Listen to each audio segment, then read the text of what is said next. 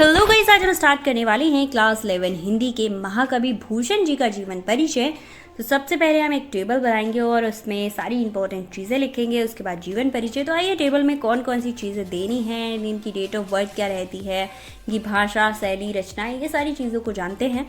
First of all दीजिए जन्म। इनका जन्म 1613 में तिकवापुर जिले कानपुर में हुआ था। मृत्यु संवत 1705 में हुई थी। पिता का नाम था रत्नाकर त्रिपाठी और वर्ण विषय था शिवाजी तथा छत्रसाल के वीर पूर्ण कार्यों का वर्णन। तो गाइस, जैसा आपने मेरे सारे वीडियो देखे होंगे, उन सारे जीवन परिचय में मैंने बहुत लंबी डिटेल दी है, नाम, पिता का नाम, ये सारी चीज़ें दी हैं। बट महाकवि भूषण जी की उतनी डिटेल प्रोवाइड नहीं है, इसलिए मैं जितना प्रोवाइड था उतना आपको देने की कोशिश करती हूँ। ठीक है। भाषा है ब्रज भाषा, जिसमें अरबी, फारसी, तुर्की, बुंदेलखंडी और खड़ी बोली के शब्द मिले हुए रहते हैं।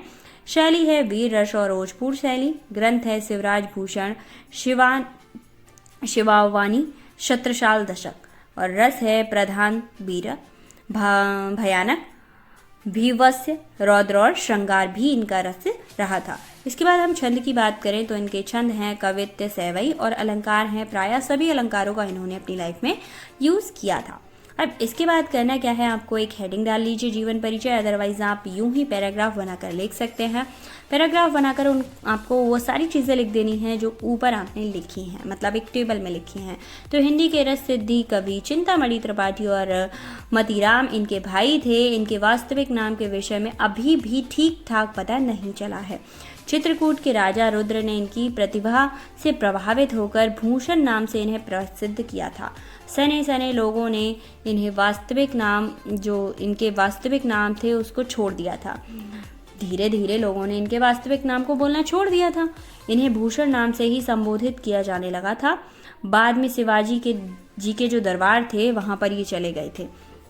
ठीक है। और जीवन के अंतिम दिनों तक वहीं रहे। इनके दूसरे आश्रयदाता महाराज छत्रसाल थे, मतलब उसके बाद ये छत्रसाल महाराजा के यहाँ चले गए।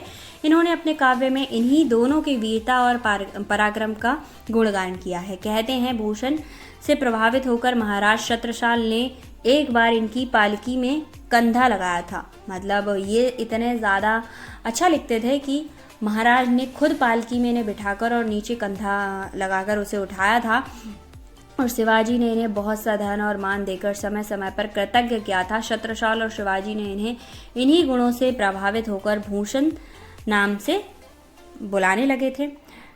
शिवों को सरहो के सरहो छत्रसाल को निरंतर वीर रस पूर्ण रचना करते हुए कविवर भूषण का देहांत संवत 1772 यानी सन 1750 ईस्वी को हो गया था। तो इसके बाद आएगा हमारा साहित्यिक परिचय। इनका साहित्य में क्या योगदान रहा था, तो रीतिकाल युग की श्रृंगारी प्रवृत्ति का तिरस्कार कर वीर रस के काव्य का सृजन करने वाले रीतिकाली कवि भूषण वीर का रस की कवियों में प्रसिद्धि है। ठीक है। और क्या क्या रहा था वो आप देख लीजिएगा। कविवर भूषण को हिंदी साहित्य में सर्वप्रथम राष्ट्रीय कवि माना जाता है। मोस्ट इंपॉर्टेंट लाइन रहती है। और साहित्यिक परिचय में क्या क्या है यहाँ पर देख लीजिएगा और समझ लीजिएगा, पढ़ लीजिएगा। अगर कोई भी प्रॉब्लम होती है आप मुझे कमेंट कर सकते हैं। स्क्रीनशॉट ले लिया करो गाइस, अदरवाइज इसके पीडीएफ को लेने के लिए आपको मुझे कमेंट करना होगा, फिर ही आप इसका पीडीएफ मुझसे ले सकते हैं। इसके बाद आता है काव्यगत विशेषताएं। तो काव्यगत विशेषताएं हर राइटर या फिर कवि की नहीं रहती हैं, इनकी हैं। तो देख लेते हैं। भाव पक्ष। फर्स्ट ऑफ ऑल भाव पक्ष। वीर रस के कवियों में भूषण का नाम अग्रगण्य है, मतलब सबसे आगे गिना जाता है। इन्होंने महाराज छत्रसाल और शिवाजी की वीरता का अनेक प्रकार से वर्णन किया है। शिवाजी की चतुर्गिरणी सेना, पैदल, घुड़सवार, हाथी सवार और रथ सवार, मतलब चतुर्गिरणी मतलब चारों तरीके से चलने वाली सेना के प्रस्थान और रण कौशल के वर्ण के भूषण को बहुत सफलता मिली है। इसके लिए 2 लाइन्स बोली गई हैं। सजी चतुरंग सेना अंग में उमंग धरी, सरज शिवाजी जंग जीतन चलत है। तो शत्रु पक्ष की व्याकुलता, दीनता और खींच का भी भूषण जी ने अत्यंत हृदय स्पर्शी चित्रण किया है। मतलब जो उनके अपोजिट में लोग खड़े थे उनका भी बहुत ज़्यादा दिल को छूने वाला वर्णन किया है। औरंगजेब के अत्याचार का भी इनकी दृष्टि से, जो औरंगजेब के अत्याचार थे वो भी इनकी दृष्टि से छिपे हुए नहीं थे, उनके बारे में भी इन्होंने लिखा था। शिवाजी के साथ साथ इन्होंने छत्रसाल की तलवार का भी सशक्त रूप में वर्णन किया है। भूषण का काव्य राष्ट्रीय भावना पर आधारित है तथा भूषण ही अपने युग के संघर्ष में अपनी रचनाओं में प्रभावशाली वर्णन कर पाए हैं या फिर किया है। तो ये हो गई इनकी काव्यगत विशेषताएं। इसके बाद हमारा ये जीवन परिचय का हो जाता है लास्ट। इनके जीवन परिचय में कुछ डिफरेंट चीज़ें रही थी, जैसे काव्यगत विशेषताएं, इनका साहित्य में स्थान और इनकी रचनाएं, ये सारी चीज़ें प्रोवाइड नहीं हैं क्योंकि इन्होंने 2 राजाओं के बारे में लिखा था, महाराजा छत्रसाल और शिवाजी के बारे में। तो आई होप आपको सारी चीज़ें समझ आई होंगी। वैसे ये जीवन परिचय इतना ज़्यादा इम्पोर्टेंट रहता नहीं है, बट हमारा काम होता है पूरा सिलेबस प्रोवाइड कराना, या फिर कह सकते हैं आपका भी काम होता है पूरा सिलेबस पढ़ना, क्योंकि नहीं पता होता कब क्या आ जाना है, वो आपकी किस्मत का खेल होता है।